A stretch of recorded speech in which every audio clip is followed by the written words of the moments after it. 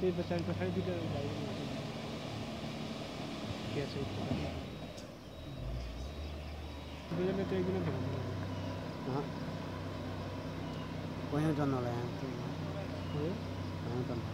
तो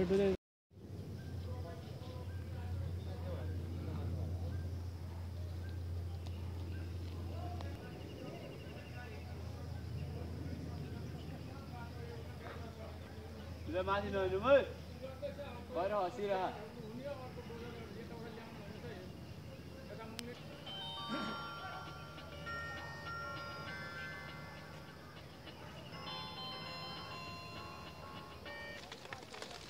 मान्छे हिँडेर नि हो ओ मान्छे गुरु झर्दैछ ढुङ्गा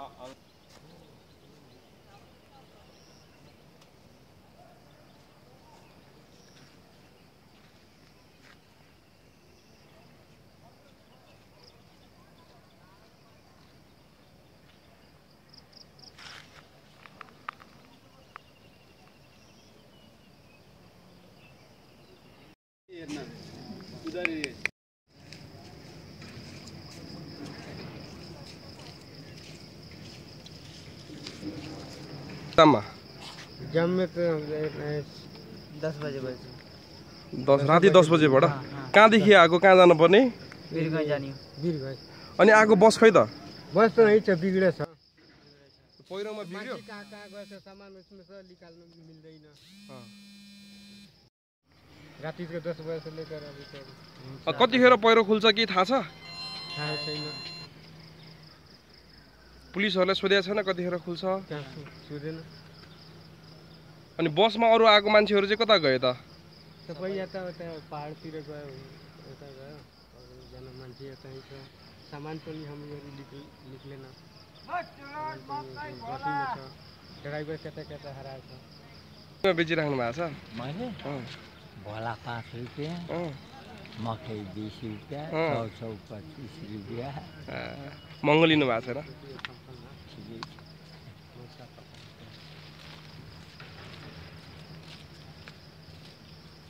चढेर आइरहेको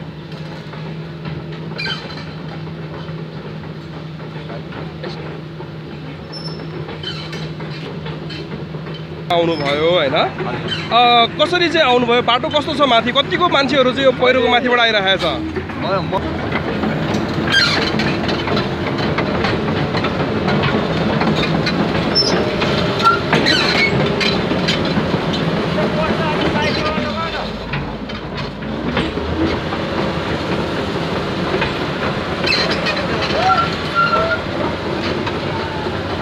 नवलपरासीको औषधिबाट हिजो 3 बजे 2 बजेदेखि 3 बजेको बिचमा म नारायणघाटबाट हिँडेको क्रममा अब यहाँ पहिरो खसेछ। म आज विशेष कामले आज जसरी भए पनि काठमाडौँ पुग्नुपर्ने थियो, तर बाटोमा अब नाइटमा जसरी भयो नि 12 बजीसम्म पुगेँ भने आज शुक्रबारको काम मैले भ्याउँछु भनेर म हिँडेको थिएँ। तर बाटोमा म हेरेँ अरू मान्छेहरूले, यताबाट जाने मान्छेहरूले नि पैदल यात्रीहरूले नि भने 2-3 ठाउँमा पहिरो खसेको छ, आज जान चाहिँ असम्भव छ भनेर म पनि उकालो बाटो लागेँ। उकालो बाटो लाग्दै गरेको क्रममा 3 ठाउँमा मैले पहिरो भेटेँ। पहिरो भेट्दा बाबुजी पनि म डाँडो काँडो छिदल्दै आएँ, तर साह्रै डर लाग्यो। मैले यताबाट जाने मान्छेहरूलाई पनि तपाईँहरू कता जान लाउनु भएको भनेको म यो बाटो छिचलेर अनि त्यहाँ पुगेर पहिरो बाटो कटेर म नारायणघाट जाँदैछु भनेर भन्दाखेरि मैले नजानु, मलाई त साह्रै डर लाग्यो। बल्ल बल्ल म यहाँसम्म आइपुगेँ, मेरो पसिना हेर्नु म कति डराएँ। तर तपाईँहरू चाहिँ यहाँ नजानु भनेर अनि मैले आफ्नो कुराहरू भने। कति मान्छेहरू फर्किनु भयो पनि, कति मान्छेहरू हैन। भनेपछि यो पहिरो जस्तै अरू ठाउँमा पनि थुप्रै पहिरोहरू छन्? 3टा पहिरो चाहिँ मैले मेरै आँखाले देखेँ। त्यो पहिरोहरू हटाएको छ कि छैन अहिले? अनि एउटा पुलिसको भ्यान चाहिँ आज बिहानै एउटा ट्राफिक दाजुसँग चाहिँ मेरो भेट भयो।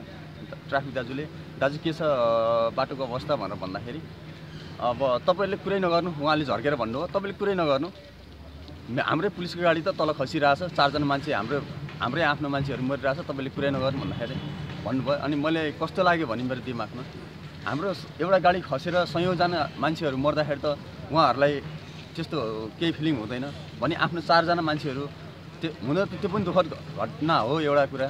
तर पनि यो चाहिँ त्यो बोल्न नहुने कुरा उहाँले चाहिँ बोल्नुभयो जस्तो लाग्यो। ठिकै छ, उहाँ चाहिँ अब यदि उहाँ बित्नु भएको छ भने उहाँको परिवारहरूको अब परिवारहरूलाई सुख शान्ति धैर्य धारणको म पनि कामना गर्दछु। तर उहाँहरूले आफ्नो जुन परिवार सोच्नु भएको छ आफ्नो मान्छेहरूलाई, त्यो पनि सबैहरूलाई यस्तै नै परिवार। अनि तपाईँ अब काठमाडौँ जाँदै हुनुहुन्छ, पहिरो कट्नु भयो, अब यो पछि मुगलिङ आउँछ, मुगलिङदेखि त उता बाटो क्लियर नै छ हैन? अब के गर्नुहुन्छ तपाईँ? काठमाडौँतिर जानुहुन्छ कि फेरि फर्किनुहुन्छ त्यतिर? म यही मुगलिङको बाटो समाउनलाई नै म यत्रो डाँडो छिजलेर आइसकेँ भनेपछि त हजुर म जसरी पनि म काठमाडौँ त जानै पर्छ। हस्, तपाईँको नाम भन्नुहोस् त। मेरो दिपक नेपानी, नवलपरासी काउसती घर। हस्, धन्यवाद। धन्यवाद।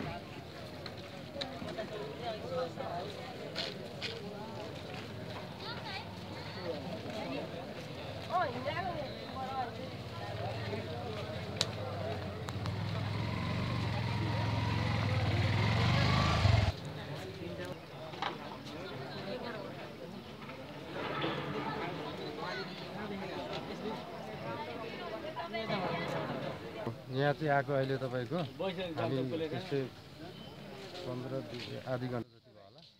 अनि मुङलिनमा आएर बसेर एकछिन विधान महतो के भयो होला भन्नुहोस् त। हामीहरू यहाँ मुङलिङमा थियौँ अहिले होइन। अनि हामीलाई भनौँ 250 रुपियाँ दिनु, अनि अर्को बाटो गरेर लान्छौँ होइन। अनि हामीले 200 रुपियाँ दिने, लैजानु भनेको उसले ओके गरो। अनि भनौँ बिहान लान्छु, अनि अहिले के भन्छ 500 रुपियाँ दिन्छु, जाने भएर जाऊ, जाँदैन भने छोड्यो भनेर अनि हामीले हिँड्दै आएको। अनि पहिरो यसरी खसिरहेको छ? अर्को बाटो गरेर, अर्को बाटो छ नि त पल्लो बाटो।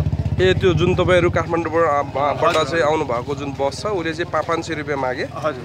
अनि त्यसपछि उनीहरूले जान मानेनन्? जान मानेन, पैसा बढी माग्यो। पैसा बढी। अनि के गर्नुभयो त अब? त्यो गाडी छोडेर हामीहरू चाहिँ हिँड्दै आएको।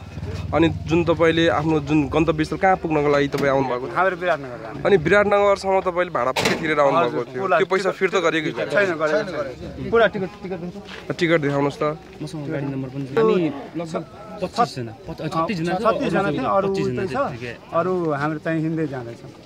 यो एरिनामा पनि देखाउने कि विराटनगर गएर उल्टो भयो त्यसो भन्नुहोस् त। सिगरेट नै पिउनु पर्छ, सिगरेट नपिएको हुन्छ। चाहिँ हाम्रो भनेको चाहिँ अब ठिकै छ हामीले पनि 2-250 रुपियाँ तिरौँला धेर भनेर भनेको थियौँ होइन भन्दा पनि उनीहरूले पनि अझै मानेन बरु पल्ले बाटोबाट जाउँ भने तर नमानेको हुनाले अब हामीहरूलाई भन्छ जाँदै जानु भन्छ बाटो कहिले चाहिँ अब बाटो कहिले खुल्छ खुल्दैन अब हामीलाई यो ढिलो भएपछि हतार छ कति तिर्नु भएको थियो तपाईँले हामीले भने चाहिँ 1000 रुपियाँ तिरेछ मान्छे एक मान्छेमा गाडी त्यतिकै छोडेर अब त्यसमा पनि अझै एक्स्ट्रा पैसा मागेर अनि त्यो गाडी त्यही छ कि गाडी त्यही छ भन्छ अब बाटो जहिले खुल्छ त्यसले जाउँला अरे यो पनि तरिका यसमा त हामीहरू मऱ्यौँ गरिब मान्छे अब कहाँबाट ल्याउनु पैसा हुनु पर्यो नि त अरू दिन अब यहाँ बसेर साध्य पनि छैन नि त तपाईँको के चाहिँ खानापिना पनि यस्तो महँगो छ अब भएको कुरो अब 100 रुपियाँ कुरोलाई पनि 200 भन्छ अघि यति खाजा खाएको 250 रुपियाँ लिएको थियो ल यति खाजाको 250 रुपियाँ कसरी बाँच्ने थियो यहाँ अनि जाउँ भन्दा पनि गाडी यो विषयमा अनि प्रहरीलाई जानकारी गराउनु भयो होइन प्रहरीले जानकारी गराएको छैन प्रहरीलाई पनि जानकारी गराउनुपर्छ त्यस्तो लाग्छ मलाई त तपाईँको नाम मेरो नाम अशोक मण्डल